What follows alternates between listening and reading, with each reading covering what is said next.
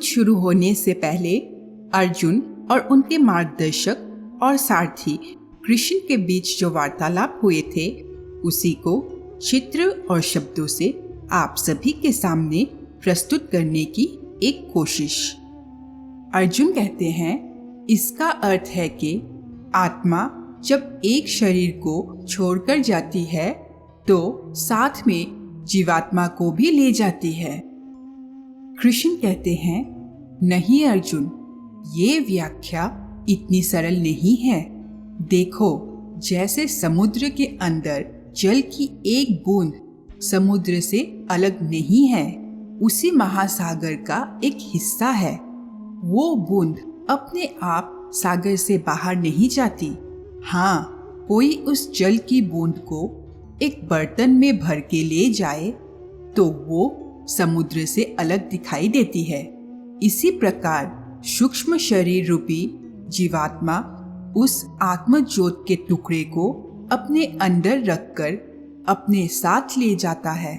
ये जीवात्मा का यात्रा है जो एक शरीर से दूसरे शरीर में और एक योनि से दूसरी योनि में विचरती रहती है। माता पार्वती कहती है, हे महादेव, भगवान श्री कृष्ण परमात्मा, आत्मा और जीवात्मा की व्याख्या करते करते मनुष्य के स्थूल और सूक्ष्म शरीर की बात कर रहे हैं। मेरी ये जानने की इच्छा है कि इस सूक्ष्म शरीर का आकार क्या होता है।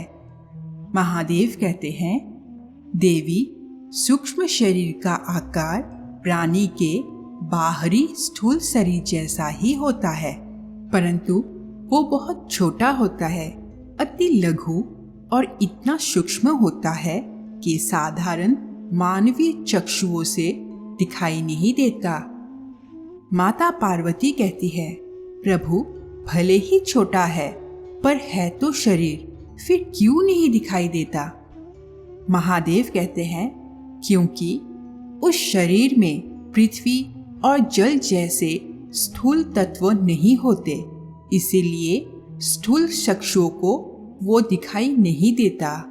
देवी, भगवान के इस महाविशाल सृष्टि में भिन्न भिन्न लोकों में रहने वाले जीवों के शरीर भिन्न भिन्न तत्वों से बने होते हैं।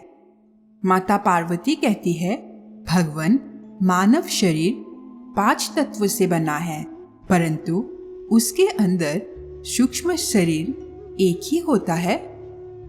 महादेव कहते हैं, नहीं देवी, उस स्थूल शरीर के अंदर भिन्न भिन्न स्तर पर 5 शरीर होते हैं। पहला अन्नमय कोश, जो बाहर का स्थूल शरीर है जिसे देखा जा सकता है। दूसरा प्राणमय कोश, यहाँ से सूक्ष्म शरीर आरंभ होता है जिसे देखा नहीं जा सकता।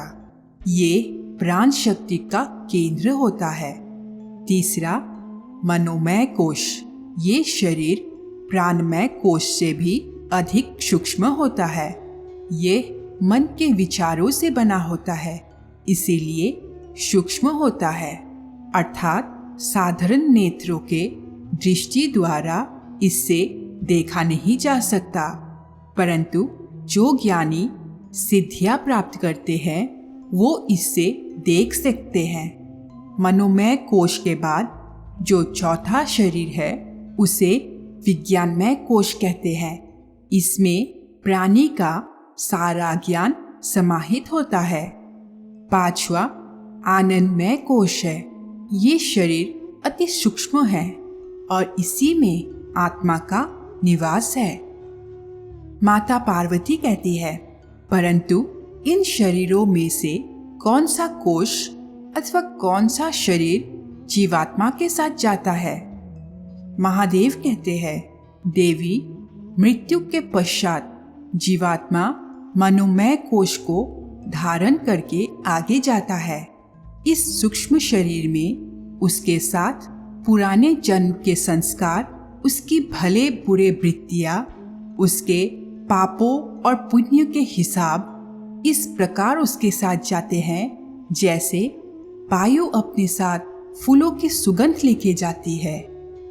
कृष्ण कहते हैं, हे अर्जुन, जीवात्मा जब एक शरीर को छोड़कर जाती है तो उसके साथ उसके पिछले शरीर की वृत्तियां, उसके संस्कार और उसके भले कर्मों का लेखा जोखा अर्थात उसके प्रारब्ध सूक्ष्म रूप के साथ जाती है।